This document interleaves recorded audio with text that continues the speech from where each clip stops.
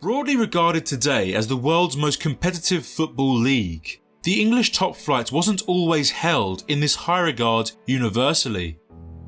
Triggered by United's '99 European treble, this started to change, and into the 2000s, England took a step up in the world rankings.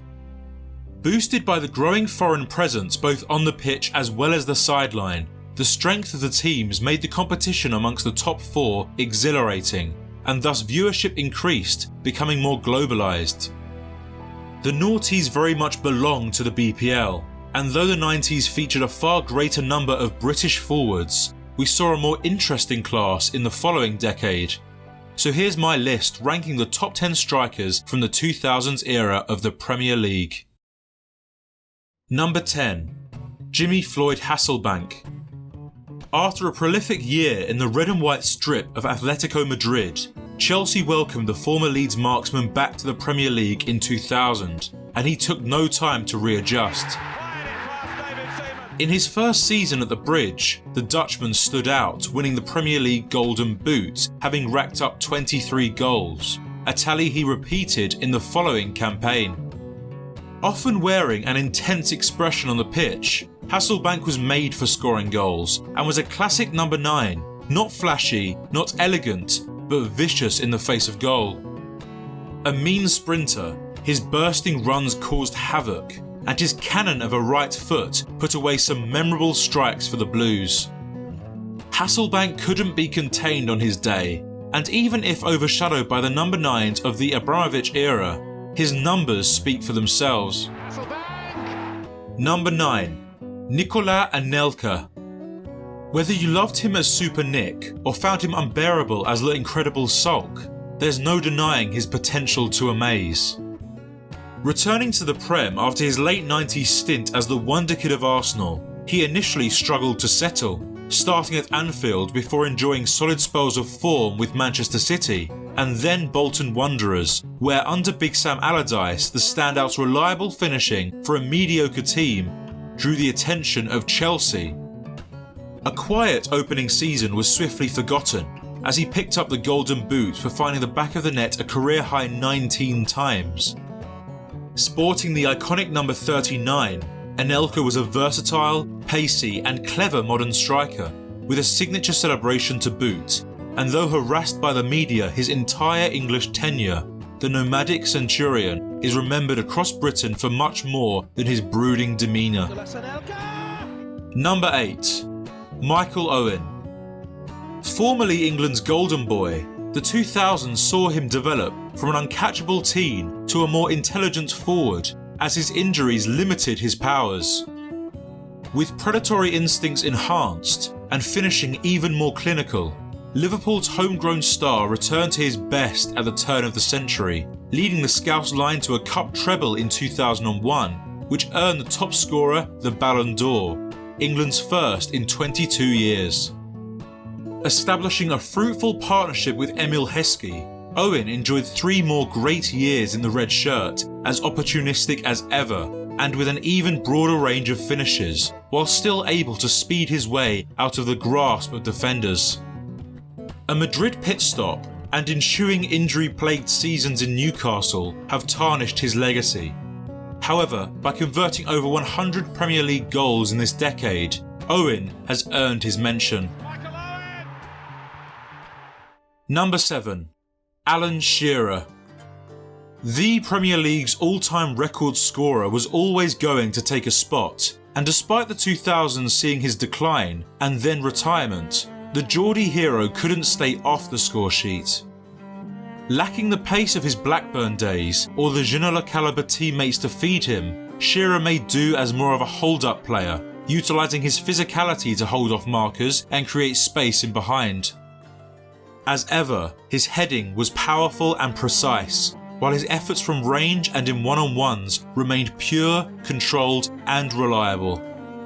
The epitome of an old-school English centre-forward, the mid-90s prime of Shearer may have only been seen in glimpses during this decade, but his experience and knowledge of the league helped him extend his absurd sum to 260 goals by the time he hung up his boots in 06.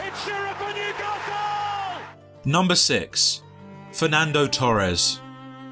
A cult hero of Anfield, El Niño's northern stint was short, but sweet. Aged 23, he flew to Britain with bags of La Liga experience and promptly set alight the English top flight, bolting through back lines with his electric sprints before making a fool of whichever goalkeeper stood in his way. Torres went from a promising starlet to a superstar in just a few weeks upon his debut for the Reds, encapsulating a complete modern striker capable of producing world-class skill at appropriate times while also standing at over 6 foot tall. His 47 goals from just over 2 seasons in this decade made the Nine one of the planet's deadliest marksmen, and though his reign over the BPL didn't last, Torres in his heyday was a player to fear. Number 5. Dennis Bergkamp. Not known necessarily for his scoring exploits, the number of goals weren't as key to his legacy as the way they went in. The non-flying Dutchman spent over a decade in England, only half of which was spent in the 21st century, but in his later years, the quality of the number 10 was still jaw-dropping, and his influence was invaluable to Arsenal during their pinnacle years. Transferred to Highbury in the mid-90s, Arsene Wenger built his side around Bergkamp, often deployed as a second striker to Ian Wright at first, Anelka next, and then, in the 2000s, he divided the front line with Thierry Henry, with whom he had a glorious partnership. His first-class touch, ingenious vision, and exemplary passing made the Gunners click for their dominant spell from 2001 to 04, a period in which they won 2 league titles and went unbeaten. Graceful, efficient, and nasty when needed, the Iceman embodied the justifiable arrogance of Arsenal, while also helping redefine what a Premier League striker could be. Number 4. Didier Drogba. To many, Chelsea's greatest ever striker, and perhaps the division's best big game player, the Ivorian was in and amongst the annual goal-scoring charts from 2004 all the way to his 2012 exit, but hit his peak during the tail end of the decade. One of the many refined and improved under Jose Mourinho, the Marseille marksman came to London in the same year as the Special One and was an instant hit at the Bridge. The spearhead of a transformed Chelsea, Drogba was ideal. Tall, strong, quick and hard-working, exuding power whenever near the ball. Linked telepathically to Lampard, their duo was pivotal to the domestic success of a side that bullied the competition between 2004 and 06, lifting Chelsea's first 2 Premier League titles back-to-back. Able to strike them from ridiculous range or cleverly apply the perfect finish inside the box, Drogba would be a good man to bet on, especially if you're placing them for a final. Many great names have narrowly missed out, but nevertheless deserve an honourable mention. Robbie Keane. A leader on and off the pitch, the energetic Irishman spent the entire decade in the Premier League, finding his best form at White Hart Lane, where he spent 5 seasons racking up 80 goals and endearing himself to the Lily-Whites as a fan favourite, helped by his acrobatic celebration. Mark Viduka. A name that's alien to many, the towering Australian was a deadly marksman, built for the First Division, but having worn the strip of the underdog sides, his name has gone somewhat under the radar. Partnered with Harry Kewell, the Aussie pair were the danger men of Leeds United, an excellent watch at the turn of the century. Jermaine Defoe.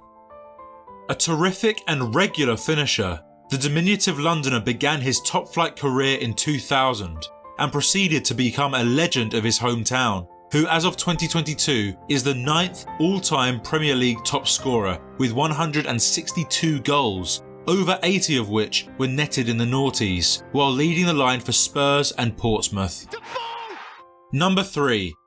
Ruud van Nistelrooy. When it comes to scoring goals, there are few who can compete with United's number 10 from the early to mid 2000s. Breaking the 20-goal barrier for 4 of his 5 Man United seasons, the opportunistic Dutchman was a single-minded man, addicted to making the net ripple as much as possible. The English viewers saw the late 20s marksman at his most lethal, gifted with plenty of pace, the physique of a target man, and 2 feet sculpted for finishing. Any angle, any distance, any height, Van Nistelrooy would find a way to beat the keeper, and before long, if he was through, everyone already knew the outcome. Fantastic in the air also, he was the quintessential fox in the box, who was fueled by goals. Sometimes labelled as merely a poacher, and occasionally seen as selfish, Van Nistelrooy didn't care, as he was equipped with the mindset of a true champion, whose job was to get on the scoresheet by any means necessary. And given his 95 goals from 150 league games, his efficacy cannot be brought into question. Number 2. Wayne Rooney. In 2004, there wasn't a young player in world football as white-hot as the boy from Croxteth. The Evertonian was merely 16 by the time of his breakthrough wonder strike against the Invincibles that forced the hand of Sir Alex, putting the freckled teen on the path to the elite. Impassioned, occasionally to the point of aggression, Rooney worked tirelessly for the Red Devils, continually bagging goal of the season contenders, but also providing at an impressive rate as his adaptability was harnessed by the Scot, under whom he rapidly became one of the league's finest forwards. Apt as a playmaker, number 9 or winger, he fit every tactical system that Fergie could come up with. And given training alongside the likes of Paul Scholes and Ryan Giggs, the young Rooney developed into a monster who could outjump 6'2" centre-halves, knock 60-yard pinpoint passes, and make 20-plus goal contributions for 5 years in a row. Undoubtedly overshadowed by Cristiano Ronaldo in the 2000s since setting foot on Old Trafford, Rooney was a selfless star, sacrificing the personal heights for those of the team. So though he was never the planet's number 1, he is held in the highest regard by at least half of Manchester. Number 1. Thierry Henry. Surely a surprise to none, saying that he is the best Premier League striker of the noughties is actually selling TT short. The Frenchman spent the first half of the decade tormenting defences, combining brute force and graceful skill to demolish a team single-handedly. Converted by Wenger from a winger to a devastating centre-forward, Henry revolutionised the role of the number 9 under the influence of Ronaldo and Weah, his teenage idols, taking the ball from literally any area of the pitch and driving it into a central goal-scoring position. Excelling under the lights of Highbury, he reached the heights of a stellar career between the years of 2001 and 06, picking up 4 Golden Boots with at least 24 goals a season for 5 consecutive years, and to this day is the only player in Premier League history to convert over 20 himself, as well as assisting another 20 in the same year. That year of course being the aforementioned 2003-04 Invincible season, in which the King of North London was simply unplayable, owning the ground with a narcissism that put the fear of God into all who opposed him. Dubbed by the gaffer football's Michael Jordan, he could flip a game on its head and do so with awe-inspiring moments that immortalise the number 14 as Arsenal's greatest ever gunner.